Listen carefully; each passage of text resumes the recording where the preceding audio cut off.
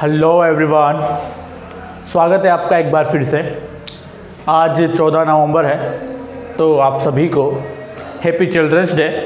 हम यहाँ पर कुछ अपने आरपीएससी सेकंड ग्रेड मैथमेटिक्स के प्रीवियस ईयर क्वेश्चंस डिस्कस करने वाले हैं आज भी। ओके, एक एक टॉपिक करके हम सारे क्वेश्चंस डिस्कस करेंगे और उनका तरीका देखेंगे कि किस तरह से सॉल्व वो किए जाते हैं। ओके, कुछ फंडे देखेंगे और कुछ ट्रिक्स देखेंगे कि कैसे होता है। तो टॉपिक आज हमने लिया है एलपीपी। हमने 3 टॉपिक्स हो जाएंगे इससे करके। पहले डिफरेंशियल उसके करवा दिए हैं, उसके बाद में मैट्रिसेस का गोविंद सर ने करवाया था, और आज आपके सामने फिर से एलपीपी के जो प्रीवियस ईयर क्वेश्चन से 2018 में आए थे उसके सॉल्यूशंस हम देखेंगे। 5 क्वेश्चंस आए थे आपके, ठीक है, 1 2 3 4 5 5 क्वेश्चंस आए थे। और आप जानते हैं कि आपको ग्रेजुएशन स्टैंडर्ड जो है उसमें टोटल वो 80 मार्क्स का पार्ट है, 40 नंबर ऑफ क्वेश्चंस आएंगे और टोटल टॉपिक है उसमें 8, राइट। अब जब टोटल टॉपिक 8 है तो मतलब एक टॉपिक से 5 क्वेश्चन आना बनता है। कभी कभी 4 हो जाते हैं तो किसी में 6 हो जाएंगे, राइट। इससे ज़्यादा ऊपर नीचे वाली चीज़ कोई नहीं होगी। तो टॉपिक आपका एलपीपी है, लीनियर प्रोग्रामिंग प्रॉब्लम्स हैं, और आप सभी ये जानते हैं, इतना आपको पता है कि इसके क्वेश्चन कितने लेंदी होते हैं, राइट। ग्राफिकल मेथड यही एक सिंपल मेथड होता है और जल्दी सॉल्यूशन निकल करके आ जाता है। इसके बाद में जितने भी मेथड आगे आते हैं, जैसे आपने पढ़े होंगे सिंप्लेक्स मेथड, 2 फेज मेथड, और बाकी जितने भी इसके अलावा मेथड्स हैं ग्राफिकल मेथड के अलावा, वो सारे लेंदी मेथड हैं। तो क्या आप उनको पढ़ने में टाइम वेस्ट करेंगे?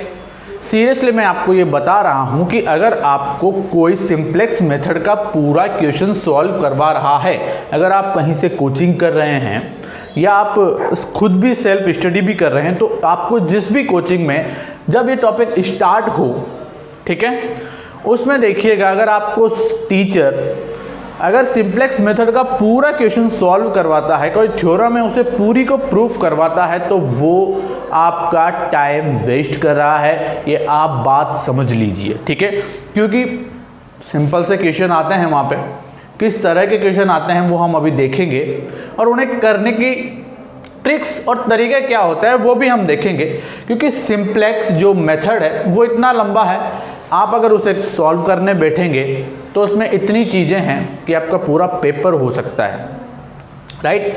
कई बार तो इतना लेंदी क्वेश्चन आ जाता है सिंप्लेक्स मेथड का कि 1 घंटे में एक ही क्वेश्चन सॉल्व हो पाता है। तो अगर आप सोच लीजिए कि किसी टीचर से आप पढ़ रहे हैं और वो टीचर आपको बीएससी की तरह पढ़ा रहा है, राइट, समझ रहे हैं आप मेरी बात को, कि वो टीचर आपको बीएससी की तरह पढ़ा रहे हैं। मैं ये नहीं कह रहा कि सिंप्लेक्स मेथड को सॉल्व करवाना गलत बात है, अच्छी बात है, लेकिन इस पेपर के अकॉर्डिंग तो नहीं है। तो अगर आप पूरा सिंप्लेक्स मेथड सॉल्व करने का तरीका अब जा कर के सेकेंड ग्रेड की प्रिपरेशन में सीख रहे हैं, तो ये आपके भविष्य के साथ में खिलवाड़ है और कुछ भी नहीं है। सिंपली जो ऑपरेशन रिसर्च बोला जाता है, अगर आप एमएससी भी किए हुए हैं तो एलपीपी को एमएससी में ऑपरेशन रिसर्च के अंदर ही एलपीपी आती है और उसी के अंदर इसे स्टडी किया जाता है। तो होता क्या है इसमें, बेसिकली कुछ थ्योरेटिकल क्वेश्चंस आते हैं। इसके क्वेश्चंस आपको फर्स्ट ग्रेड में भी मिलेंगे, सेकंड ग्रेड में तो मिलते ही हैं, फर्स्ट ग्रेड में भी मिलेंगे, नेट में भी मिलते हैं। तो थ्योरेटिकल क्वेश्चंस का यहाँ पे मीनिंग क्या है, किस तरह से होंगे ये, तो आप ये देखिएगा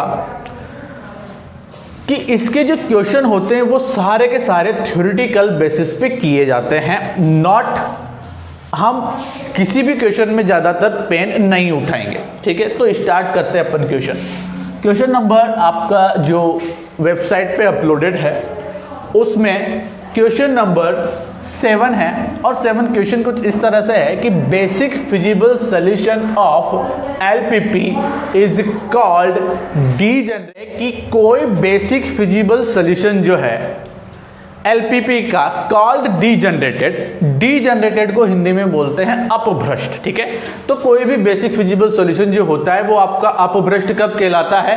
तब कहलाता है, आपको पता होगा कि जब कोई एक भी बेसिक वेरिएबल हो वो जीरो हो जाए। अगर बेसिक वेरिएबल कोई एक वेरिएबल बेसिक जो है वो आपका जीरो हो चुका है तो वो आपका क्या हो जाता है, अपभ्रष्ट हल हो जाता है, मतलब डीजनरेटेड सॉल्यूशन हो जाता है। तो ये चीज आपको याद होनी चाहिए, राइट। अब इसमें आप सिंप्लेक्स के पीछे नहीं पड़ेंगे, राइट। इसमें आप इतने बड़े बड़े सॉल्यूशन नहीं करेंगे, आई थिंक, राइट ना। सेकंड जो क्वेश्चन है अपना यहाँ पे बोर्ड पे और आपके पेपर में क्वेश्चन नंबर 10 है, ये क्या कहता है देखिएगा, every extreme point of the convex set of all feasible solution of the system AX equal to B is, आपका सिस्टम बनता है जब आप किसी भी LPP को सॉल्व करते हैं तो ये वाला सिस्टम बनता है AX equal to B something like that. तो जब हम इसे सॉल्व करते हैं तो वो ऐसे पूछ रहा है कि उसके जो एक्सट्रीम पॉइंट होते हैं तो वो कौन से सेट होते हैं या कौन से सोल्यूशन होते हैं, उस जो सेट बनता है आपका कन्वेक्स सेट वो क्या होते हैं। तो कहने का मतलब यही है कि फिजिबल सॉल्यूशन तो ये ऑलरेडी है, देखिए feasible solution, right, all feasible solution का सेट है, तो फिजिबल सॉल्यूशन तो ऑलरेडी ही है, राइट, ये तो आपसे वो पूछेंगे नहीं।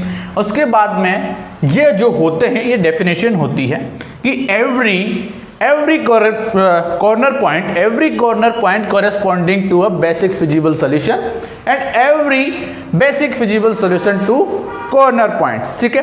कॉर्नर पॉइंट्स पे ही आते हैं, तो ये कन्वेक्स सेट का कंसेप्ट ये है, तो इसका सॉल्यूशन आपका ये हो जाएगा। ऑप्टिमम सॉल्यूशन तो वो होता है, इसका डेफिनेशन भी पता होगी आपको कि ऑप्टिमम सॉल्यूशन क्या होता है, ऐसा सॉल्यूशन जो हमारा फिजिबल भी हो और उसके साथ साथ हमारे जो ऑब्जेक्टिव फंक्शन है उसी को भी वो ऑब्जेक्टिव कर दे, ऑप्टिमम कर दे, वही फंक्शन क्या होता है, ऑप्टिमम सॉल्यूशन होता है ना। इसके बाद में नेक्स्ट क्वेश्चन है 51, ये क्या कहता है कि to the obtain non-degenerated basic feasible solution of an m cross n है ये, ठीक है, m cross n transportation problem the number of occupied cells should be।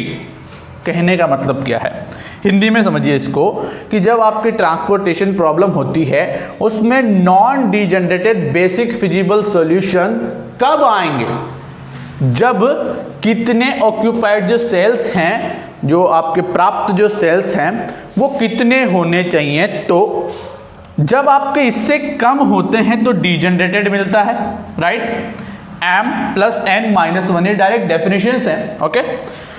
तो m प्लस n माइनस 1 से अगर कम है आपके ऑक्यूपाइड सेल तो इसका मतलब है डीजनरेटेड बेसिक फिजिबल सॉल्यूशन मिलेगा। लेकिन ये यहाँ पे पूछ क्या रहा है, नॉन डीजनरेटेड, तो इक्वल टू दिस होना चाहिए तभी होगा, राइट। अभी तक आप देख रहे हैं कि LPP का क्वेश्चन है और हमने किसी में भी पेन नहीं चलाया है, राइट। इसमें पेन चलाने की जरूरत पड़ेगी आपको। तो सीधी सी बात है, अगर यहाँ पे ये ऑप्शन नन ऑफ दीज नहीं होता तो आपको वो भी करने की जरूरत नहीं थी, ठीक है। नन ऑफ दीज है इस वजह से आपको इसे सॉल्व करने की जरूरत है, वरना तो ये जो गिवन है ये यहाँ पे सॉल्यूशन ही होंगे ऑब्जेक्टिव फंक्शन के। तो डायरेक्ट उठा करके इसको जेड में रखिए, फिर इसको उठा करके जेड में रखिए और इसको भी उठा करके जेड में रखिए, जो भी सब में से ज़्यादा आता है मैक्सिमम वही आपका सॉल्यूशन हो जाएगा। लेकिन यहाँ पे नन ऑफ दीज है इस वजह से आपको इसको थोड़ा सा सॉल्व करना पड़ेगा और जब आप इसे सॉल्व करेंगे तो आंसर 3 आएगा, ठीक है। और इसे सॉल्व करने का तरीका वही है नॉर्मल जो आप जानते हैं।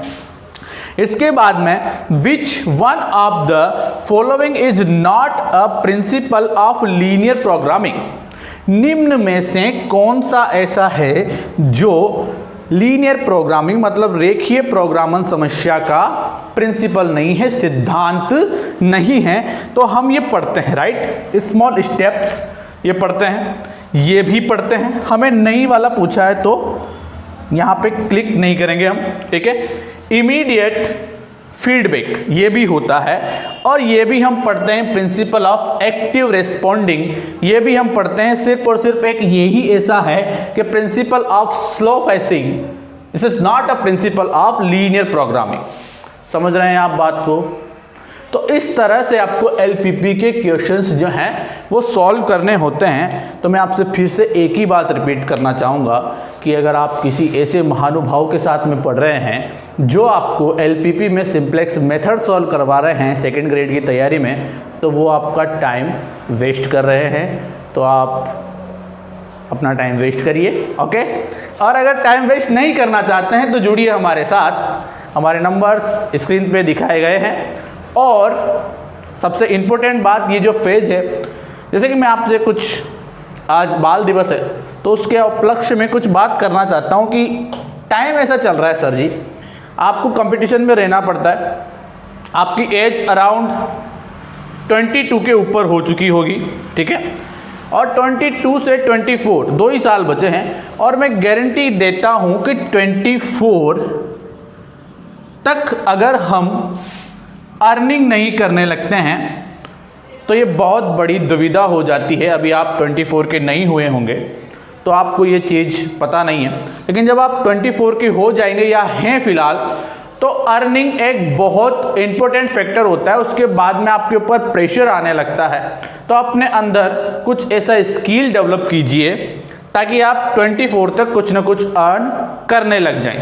पढ़ाई तो है ही सही, इसके अलावा समथिंग कुछ ऐसा होना चाहिए कि आप अपना खर्चा कम से कम निकाल सके। क्योंकि देखिए, ये जो चीज़ होती है ये सिर्फ और सिर्फ हमारे ही देश में होती है, सिर्फ और इंडिया में होती है, ये और कहीं पे भी नहीं होती कि माँ बाप बच्चों को पढ़ने के लिए पैसे देते हैं, ठीक है। नॉर्मल अदर कंट्रीज़ में अगर आप देखेंगे तो 16-17 साल का बच्चा होता है ना, उसको सिर्फ वहीं तक माँ बाप ध्यान रखते हैं, उसके बाद में वो इंडिपेंडेंट हो जाता है। और यही सबसे बड़ी दुविधा है हमारे देश की कि इतनी बेरोजगारी है। हम क्या करते हैं, घर वालों के ऊपर डिपेंडेंट रहते हैं। हमारे माँ बाप, हमें पता है, किसान हैं, फिर भी वो जैसे तैसे हमें पैसा भेजते हैं। और हम क्या करते हैं, यहाँ पर पैसों का मैं ऐसे नहीं करते कि यूटिलाइज नहीं करते, टाइम कर रहे हैं, हम इन्वेस्ट कर रहे हैं। लेकिन एक बार सोचिएगा आप खुद से कि आप जब 24 के ऊपर जा रहे हैं तो क्या घर वालों से पैसे मांग सकेंगे आप? घर वाले देंगे बिना मांगे, क्योंकि आप कुछ करते नहीं हैं इस वजह से। तो मेरी थोड़ी सी बात को माइंड मत करिएगा, ये रियलिटी है। और सच्चाई हमेशा कड़वी होती है तो कोई बात नहीं, कड़वी होती है तो होती है, इसका मतलब क्या बोलेंगे नहीं क्या? ठीक है, thank you very much, good bye.